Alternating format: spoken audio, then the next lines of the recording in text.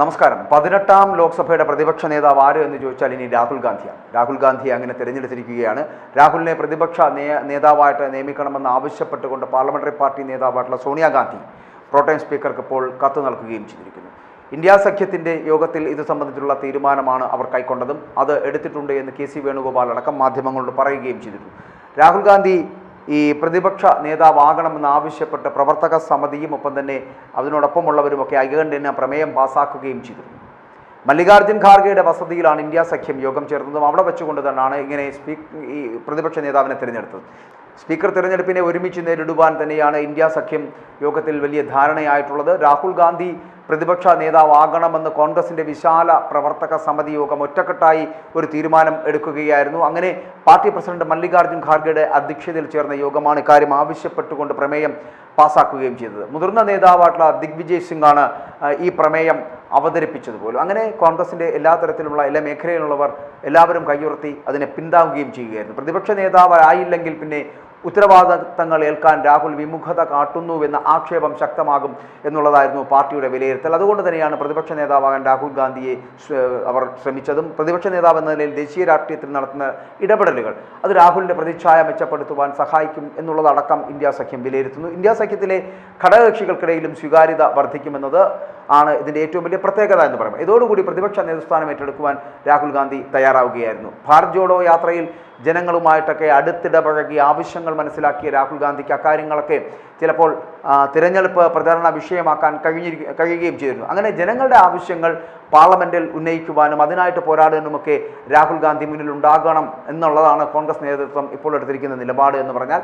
കേവല ഭൂരിപക്ഷം ലഭിച്ചില്ലെങ്കിലും കോൺഗ്രസിനും പ്രതിപക്ഷത്തിനും ശക്തമായി തിരിച്ചുവരവ് നടത്താൻ കഴിഞ്ഞതിൻ്റെ ഒരു മുന്നണി പോരാളി എന്നുള്ള വിശേഷണത്തോടു കൂടിയാണ് രാഹുൽ ഗാന്ധി പ്രതിപക്ഷ നേതൃസ്ഥാനത്തേക്ക് എത്തുന്നത് എന്നുള്ള പ്രത്യേകത കൂടിയുണ്ട്. 2019 തോൽവിയുടെ ഉത്തരവാദിത്തം അത് ഏറ്റെടുത്തുകൊണ്ട് പാർട്ടി പ്രസിഡന്റ് പദം രാഹുൽ ഗാന്ധി അന്ന് ഒഴിഞ്ഞിരുന്നു. പാർട്ടി വിട്ടവരെ അവഗണിച്ചും ഒപ്പം നിന്നവരെ ചേർത്ത് പിടിച്ചുമായിരുന്നു പിന്നീടുള്ള വർഷങ്ങളിലൊക്കെ രാഹുൽ ഗാന്ധിയുടെ ഒരു പോരാട്ടം എന്ന് പറയപ്പെടുന്നത്. രാഷ്ട്രീയത്തിൽ രാഹുൽ ഗാന്ധി എത്തിയിട്ട് ഏകദേശം 20 വർഷം പിന്നിടുന്നു. 10 വർഷം അധികാരമില്ലാതെ നടത്തിയ പോരാട്ടങ്ങൾ ഒന്നുണ്ടായിരുന്നു.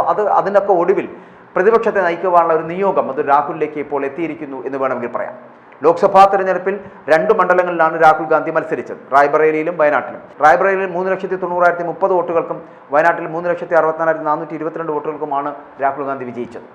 വടക്കേ ഇന്ത്യയിൽ ശ്രദ്ധ കേന്ദ്രീകരിക്കാൻ വേണ്ടി വയനാട് മണ്ഡലം അദ്ദേഹം ഒഴിയുകയും റായ്ബറേലിൽ നിലനിർത്തുകയും ചെയ്തു. 18ാം ലോക്സഭാംഗമായി കോൺഗ്രസ് നേതാവായി കഴിഞ്ഞ ദിവസമാണ് രാഹുൽ ഗാന്ധി സത്യപ്രതിജ്ഞ ചെയ്യുകയും ചെയ്തത്. അങ്ങനെ റായ്ബറേലി ലോക്സഭാ മണ്ഡലത്തിൽ നിന്നുള്ള MP ആയിട്ടാണ് രാഹുൽ ഗാന്ധി സത്യപ്രതിജ്ഞ ചെയ്തത് പോലും.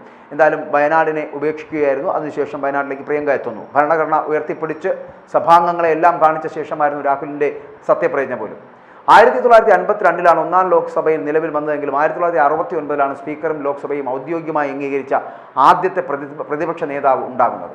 1969 കോൺഗ്രസിന്റെ പിളർപ്പിനെ തുടർന്ന് ബീഹാറിലെ ബക്സർ മണ്ഡലത്തിൽ നിന്നും ജയിച്ചുവന്ന സംഘടനാ കോൺഗ്രസ് നേതാവായിട്ടുള്ള റാം സുഭാഗ് സിംഗ് ആയിരുന്നു ആദ്യത്തെ പ്രതിപക്ഷ നേതാവെന്ന് പറയപ്പെടുന്നത്. ഇതുവരെ 11 പേർ പ്രതിപക്ഷ നേതാവിൻ്റെ പദവി അലങ്കരിച്ചിട്ടുണ്ട്. മലയാളിയും ഇടുക്കിയിൽ നിന്നുള്ള കോൺഗ്രസ് അംഗവുമായിരുന്ന CM സ്റ്റീഫൻ 1978 ഏപ്രിൽ 12 മുതൽ 1979 ജൂലൈ 9 വരെ പ്രതിപക്ഷ നേതാവായിരിക്കുകയും ചെയ്തിരുന്നു.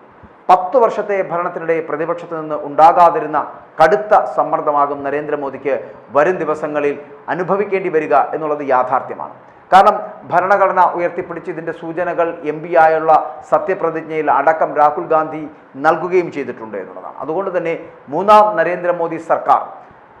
നരേന്ദ്രമോദി സർക്കാർ അധികാരം ഏറ്റെടുക്കുന്നതിന് മുൻപ് തന്നെ ഓഹരി കുംഭകോണം എന്ന ആരോപണം ഈ രാഹുൽ ഗാന്ധി ഉന്നയിക്കുകയും ചെയ്തിരുന്നു. ഇതോടൊപ്പമാണ് നീറ്റും നെറ്റ് പരീക്ഷകളിലെ ഒപ്പം തന്നെ ക്രമക്കേടുകളൊക്കെ പുറത്തു വന്നത്. മുൻ വർഷങ്ങളിലെ നിഴലിൽ നിന്ന് മാറി ശക്തമായിട്ടുള്ള അംഗബലത്തോടുകൂടി രാഹുൽ ഗാന്ധി നയിക്കുന്ന പ്രതിപക്ഷം മോദിക്ക് ചില്ലറ വെല്ലുവിളിയാകില്ല ഉയർത്തുക എന്നുള്ളത് യാഥാർത്ഥ്യമാണ്.